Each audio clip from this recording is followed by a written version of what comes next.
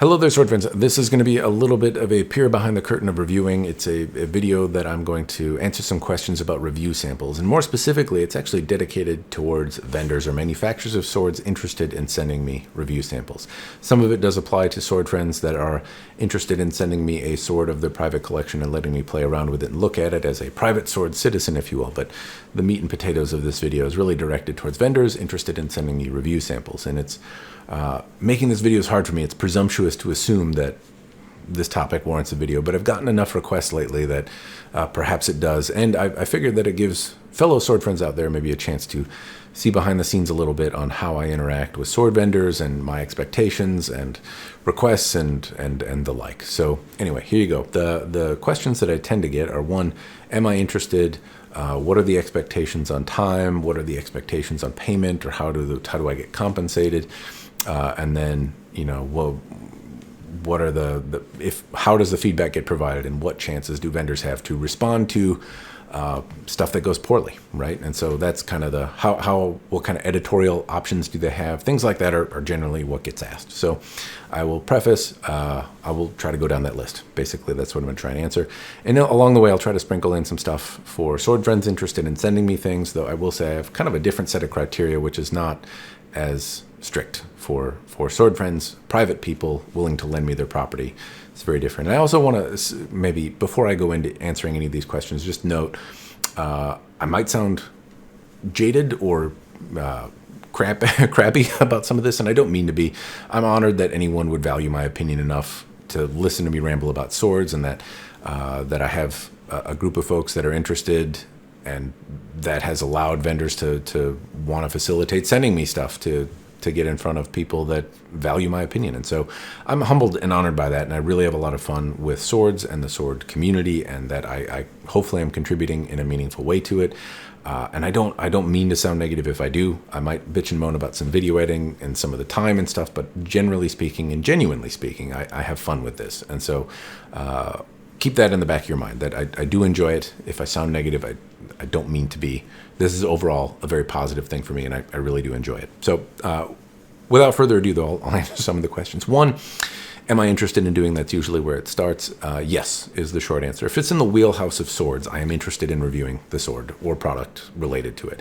When I say wheelhouse, if there is a buyer of a sword and they are interested in like objects, I am interested in reviewing those. Those can be axes, maces, knives, flails, bows, spears, pole arms, armor. Any of that is fine. I would avoid projectiles, though, is where I would stop. So firearms, I'm certainly not qualified to review anything. In fact, I used to have some firearm videos, but I pulled those off my channel. I didn't feel like it was helpful, and there are plenty of other voices in that market, and also bows and arrows and things like that. I don't really have a safe place to use projectiles, so I would avoid that. But armor, axes, spears, anything in that realm of things, I am happy to take a look at. So short answer, yes. I'm a relatively small channel, all things considered, and I'm not in a position to really say no. In fact, reviewing it is always fun to take a look at stuff. So short answer is yes. I can stop harping on it, hopefully understand why. The next bit is, how long does it take? Generally speaking, I average 90 to 120 days from the point I get the thing. So I'm going to have it. I'm going to play with it for a while, look at it, examine it. I'm usually backed up on reviews as well, but that 90 to 120 days isn't necessarily what it takes me to make the review. It's what it takes me to get to it. And over the time, I get some familiarity. In that time, I'm going to take the sword out and handle it and move it around and get familiar with it over a period of time. And that helps me give a more well-rounded review. It's not because the review necessarily takes that long. It's because I'm backed up, and if I try to push things out in a week or a month, then I start to get stressed about it. This feels more like a job, and I think it's less entertaining for everyone. So that's the general time. It could take longer. It could take shorter if I'm particularly excited about it. I would also note that if you send me lots of things, that it will take me way longer to move through them. It's more than just the 90 to 120 days per piece on average then. I tend to cycle through products and manufacturers so that I'm not, because I put out like a video a week or sometimes a video a month, I need to rotate a little bit to keep my interests and the interests of the people that are watching. So I won't, if you send me 25 different katanas, then it will take me years to work through those things. So bear that in mind as well. If you have questions, then you can ask me specifically. Anyway, yes. So yes, I'm interested. That's the general time. The next bit I get asked is around money. I won't ask for it or accept it. And so I will take the sword, I will take targets, and I will take a return label if you want the thing back. And that's it. No affiliate links, none of that kind of stuff. And I don't mean this to throw shade at any other YouTuber. If you are a sword friend that happens to be watching this section, I am not suggesting that my way is the only way or the right way, just that I don't want commission or money or compensation for any of the reviews in any way. That's just my take, and that's my take for right now. I reserve the right to change my mind, but for the moment, I don't want any of that stuff. I will take the sword or swords or sword-like object or whatever happens to be sent to review. I will take targets and what I mean by that is I will provide targets and smack them, but then I get to choose what they are. If there's a particular target that you would like to see featured with your product, then send it. And I don't mean send me money to buy it. I mean send it, and then I will use it. Again, I won't take any money or ask for it. And then a return label, just so I'm not out of pocket with the shipping. That's it, if you want the thing back. And I suppose that brings me to another little nuance point that I don't know if I talked about in the beginning. I should keep my thoughts straight. You have to disclose, and we have to talk about what kind of review you want. So I don't mind doing a non-destructive review, but that's my default. So if I get a sword and it's not otherwise discussed, I will default to public destruction, and that's kind of where I'm gonna default to. If you would like me to do a visual tour, a non-destructive review, or not break the thing, I can do that too, and at times it's useful. Bear in mind that pushing things to failure, I find it useful, and many of the people that watch my channel seem to find it entertaining at a minimum, but many of them find it useful. But giving a visual tour of a thing can also be very useful and help prospective buyers understand if things are worth their money or not. So I'm okay with doing that, but I need to know ahead of time. There's no changing the type of review after I get it. If the review goes poorly or it doesn't show that it's used well, then I'm not going to remove that stuff from the video. Likewise, if you want me to give you private feedback, I've been solicited to do that a few times. It's not very common that people ask me my opinion and not to do it publicly. But if you want to send me a sample and give you private feedback, I will do that. But you need to let me know what that is ahead of time, and then I can do that. In which case, I don't want the thing at the end, so return label. Not that I would necessarily mind having that. Well, anyway, generally I don't like to have money for it. That's kind of the end result. So anyway, you have to tell me what kind of review you want at the start. If you don't want me to break it, then let me know. Happy to do that, but I need to know ahead of time. And lastly, I think that's lastly. It's actually not lastly. The last bit I mentioned is like editorial privilege, or will I change the review? The short answer is if you send me a thing, I have to have basically free license to say whatever I'm going to say about it and give my genuine thoughts and opinions. Fortunately for any sword friends out there, that has never really been a point of contention. I would say that every company that has ever reached out to me has entered into the conversation with that as an expectation. So I suppose it should go without saying, but now it's not. I free reign to say whatever I'm going to say. But I will say that I will provide usually heads ups around feedback. So if a vendor wants immediate feedback or feedback prior to the release of a video, then I make a point of doing it. And if anything goes catastrophically wrong, I want to say in almost every case, I've reached out and said, hey, this went poorly. And I do that for a couple reasons.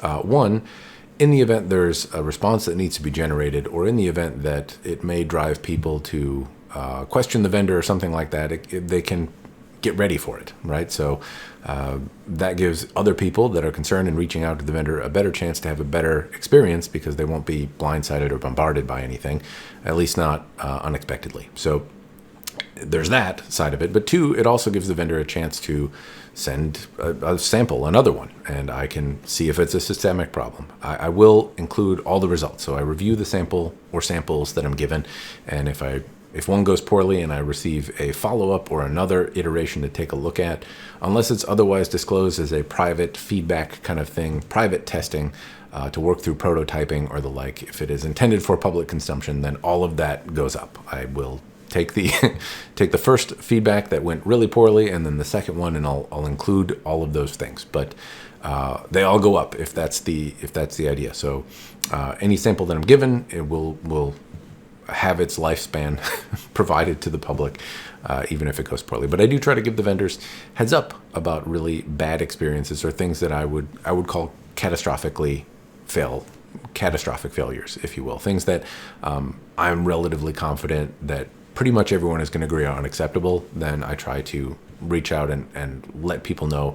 At times it's pulled reviews back because other samples have been sent, but in the end, I think that the video is more compelling and more complete if I do that.